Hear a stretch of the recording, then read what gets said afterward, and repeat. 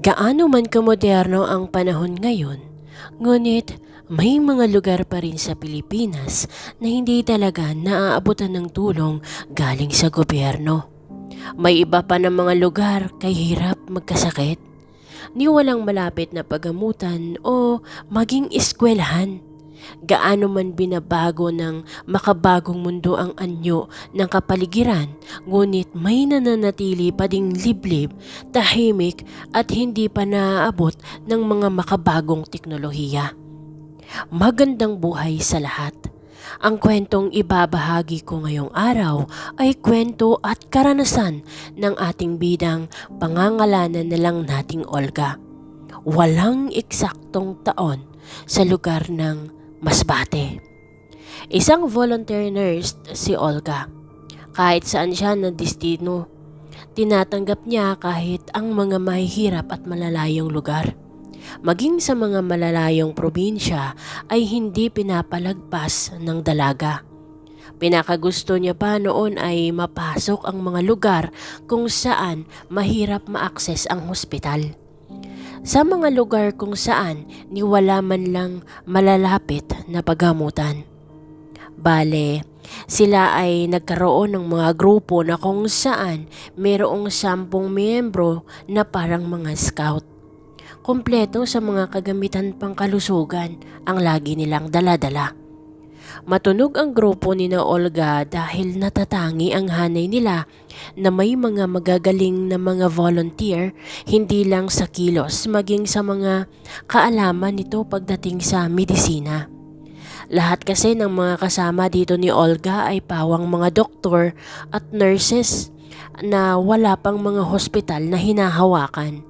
Baga para sa kanila ang ginagawa nila ay hindi lang misyon kundi pagsasanay para mahasa ang kanilang abilidad upang matukoy ang sakit at kung paano iyon magagamot.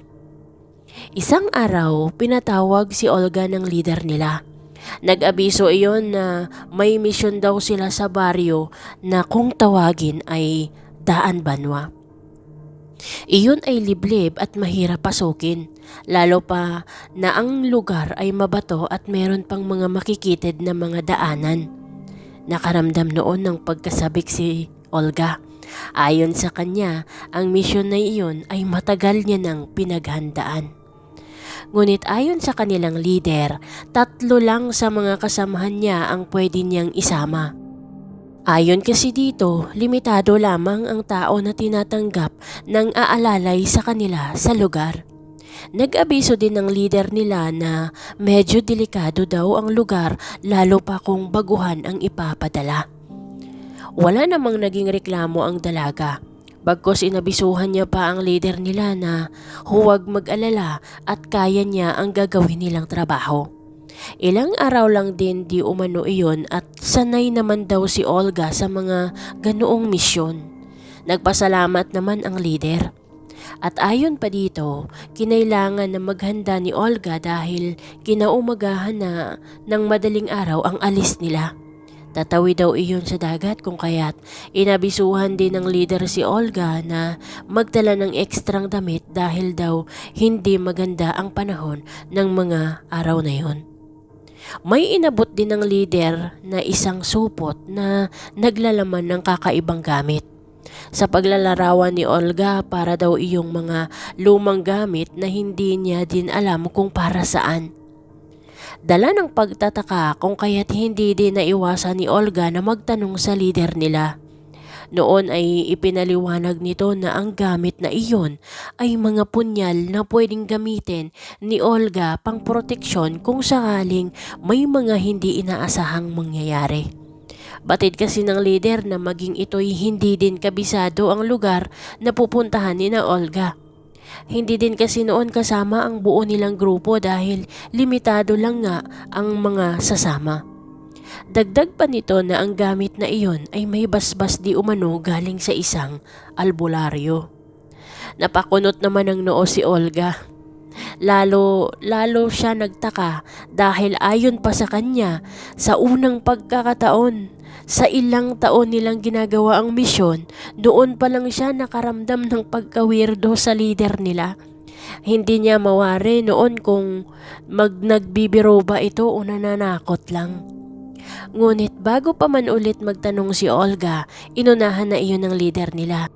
Ayon kasi sa kanya, ang gamit na ibinigay niya kay Olga ay pinasadya niya pa iyong ipagawa at ipabasbas hindi lang para kay Olga, kundi para sa buo nilang miyembro. Dagdag pa nito na may pagkakataon daw na nakakarana sila ng mga hindi kaaya-ayang tagpo maliban sa mga masasamang loob kasi meron pa di umanong engkwentro sa usaping aswang. Doon na napatawa ng malakas si Olga.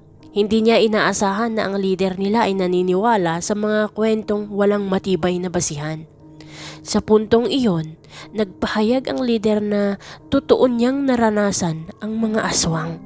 Isinalaysay niya kay Olga na ang punyal na pinabasbasan niya ay mainam gamitin pang proteksyon dahil ayon nga sa kanya, ang punyal ay hindi lamang makakapatay ng aswang. Bagkus isang tama lang daw ng punyal sa isang aswang, mahirap daw iyong maghilom. Kahit anong paliwanag ng leader kay Olga, animoy walang naiintindihan ang dalaga. Lalo pat wala naman sa loob niya ang mga bagay na kagaya ng usaping aswang. Ilang sandali pa nang magpaalam na si Olga sa leader. Naramdaman niya kasing habang tumatagal ang pagpapahayag nito, mas lalong nahihirapan siya na irehistro sa utak niya. Hindi naman daw siya kasi naniniwala sa mga aswang. Madaling araw nang sinundo si Olga ng isa nilang kasamahan. Isang sasakyan lamang ang dala nila na kung saan 3 lang sila ang aalis. Noong una, nanghina ang mga kasama ni Olga lalo pat maging sila ay inabisuhan na ng iba nilang mga kasama na mag-ingat sa lugar na pupuntahan nila. Naging matunog daw kasi noon ang mga unang grupo na nakaranas ng nakakakilabot sa lugar kung saan magaganap ang misyon nila. Minuto lang ang makalipas nang iabot ni Olga ang binigay ng kanilang leader. Nagtawanan sila dahil para sa kanila parang biro lang ang hinahayag sa kanila ng kanilang mga kasamahan. Dagdag pa nilang tinatakot sila para hindi nila magawa ang kanilang misyon. Sa puntong iyon nagkibit balikat na lang ang 3. Ilang sandali lang ang lumipas nang marating na nila ang sakayan patawid ng Daan Banwa. Maliit lang ang bangkang iyon na dimotor. Hindi naman malayo ang tinawid nila ngunit bago pa man sila nakababa ay nag-abiso ulit ang bangkero. Inabisuhan silang huwag na silang tumuloy.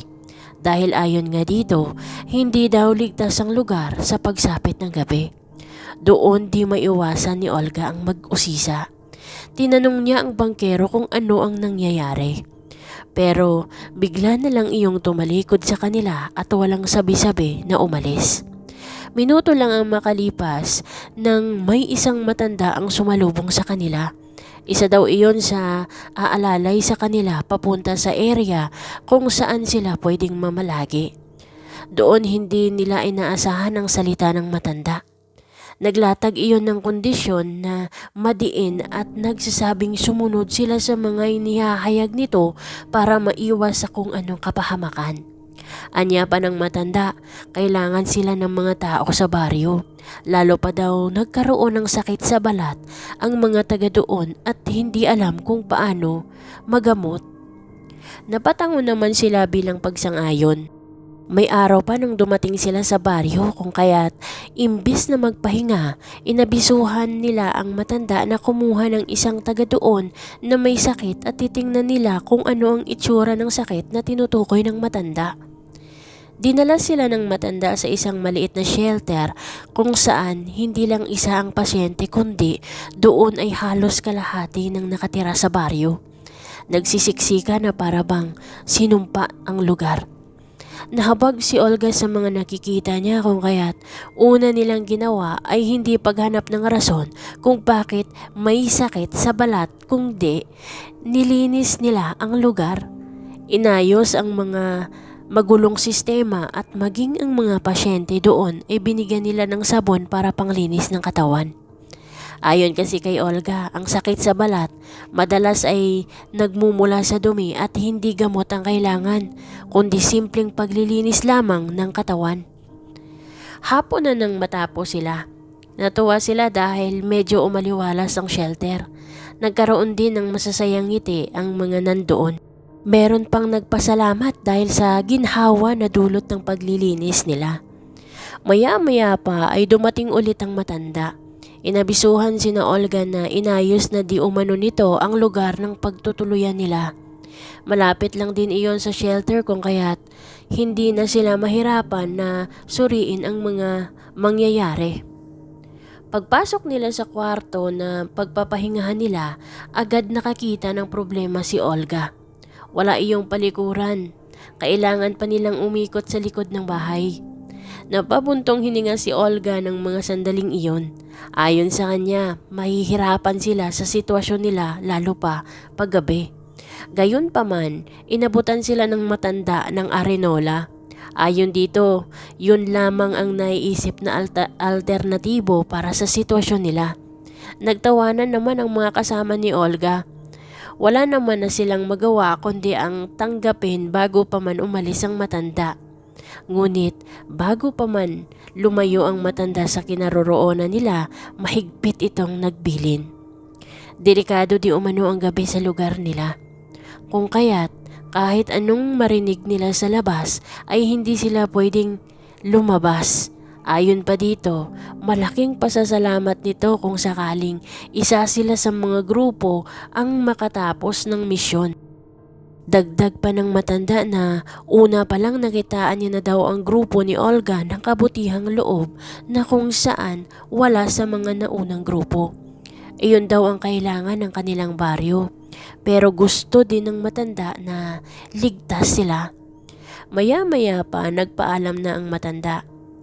Padilim na ng mga oras na yun at nangako itong babalikan sila kinabukasan. Nagbili na din ng matanda ng malaking pangharang sa pinto ng silid nila. Minuto lang ang makalipas nang mag-ayos na din sila ng paghihigaan. Malinis naman ang kwartong iyon at maayos na kung kaya't yung ibang kasama ni Olga ay nagkanya-kanya na ng pwesto. Ayon sa mga ito, kailangan nilang makabawi sa pagod dahil kinabukasan ramdam nila na dadami pa ang dadating sa shelter. Samantalang si Olga ay nanatiling gising. May nakita kasi siyang siwang sa dingding na gawa sa kawayan. Malapit iyon sa higaan niya. Di niya mawari pero parang kakaiba ang naiisip niya. Halos maghahating gabi na, ngunit di pa din dinadalaw ng antok si Olga. Samantalang ang mga kasama niya ay nagsisihilika na. Naasar si Olga dahil pakiramdam niya maalinsangan na para bang kahit malakas ang hangin na mula sa bentilador ay hindi sumasapat para pawiin ang init na nararamdaman niya. Maya-maya pa nang makarinig siya ng pagkalabog. Noong una mahina lang iyon, pero ang mga sumunod na tagpo ang hindi niya inaasahan. Ang simpleng kalabog lang ay nagiging pukpok at langit-ngit. Doon na tumayo si Olga dahil parang may kakaiba sa labas ng silid nila. Maya-maya pa nang maisip niyang sumilip sa siwang nang bigla na lang nakita ang mga figurang animoy nakapalibot sa bahay nila. Maliwanag ang sikat ng buwan kung kaya't klaro niyang nakikita ang mga figura. Naiisip ni Olga na yun ang paalala ng matanda sa kanila kung kaya't sinigurado niya na ilak ang pintuan nila. Tahimik na nakimatsyag si Olga nang may bigla na lang tumagos doon sa siwang. Hindi niya mawari kung ano ang gagawin niya hanggang sa gumalaw iyon at patungo sa kinatatayuan niya. Imbis na magpanik, dahan-dahan niyang inabot ang bag niya at naiisip ang binigay na punyal ng leader nila. Inilabas niya iyon at naghanda para putulin ang kung anong parte ng nilalang na nakapasok sa silid nila. Minuto lang ang makalipas nang bigla na lang may kung anong puwersang humugot dito. Animoy parang merong may pag-aangil na narinig si Olga bago tuluyang mawala ang nakikita niya. Doon ay naisip niya ulit na sumilip at laking pagtataka niya nang bigla na lang nawala ang mga nakikita niyang figura. Inumaga na si Olga na hindi man lang nakatulog. Ngunit ang mga kasama niya parang wala iyong kaalam-alam sa mga nangyari. Nagtutuksuhan pa iyon ng bagong gising. Hindi din ng mga ito naiwasang tanungin si Olga kung bakit parang wala itong tulog dahil sa mahalata iyon sa mga nagsisilakihan niyang aibag. Nakibit balikat lang si Olga at hindi na nagsalita. Maya-maya pa nang dumating ang matanda at nag-abiso sa kanila na maghanda na para sa agahan. Doon napansin ng matanda ang isang punyal na nasa ibabaw ng higaan ni Olga. Napangiti ang matanda habang tinatanong si Olga kung saan ang galing iyon. Wala naman ibang sinabi ang matanda pero nagpasalamat iyon kay Olga habang inabot nito ang mga kamay ng dalaga. Hindi naman alam ni Olga ang ibig sabihin noon pero parang hudyat iyon ng kakaibang koneksyon. Dumating sila sa shelter ng maayos ang lahat. Meron pa doon parang hindi na di umano kailangan ng gamutan. Maging si Olga ay nag-abiso na hindi nga talaga gamot ang kailangan ng lugar, kundi ang pagsasanay kung paano maglinis ng katawan. Batid niya din kasing parang hindi na uso doon ang ligo at sabon kung kaya't yun ang una nilang ginawa. Ang bigyan ng kasanayan ang mga taga-baryo kung paano maglinis ng sarili. Sa ilang araw na pamamalagi nila, malaki ang naging improvement ng mga taga-baryo. Doon na din nakita ni Olga ang mga taong animoy takot talaga sa tubig. At ang mga sakit sa balat ay hindi bunga ng sakit, kundi iyon ay bunga lamang ng mga mikrobyo na hindi nalilinis. Hanggang dito na lang ang kwento ni Olga. Maraming salamat po sa mga kakaplay ng video at antabayanan nyo pa po ang mga bagong kwento na may itatampok natin sa channel na ito. Maraming salamat and babush!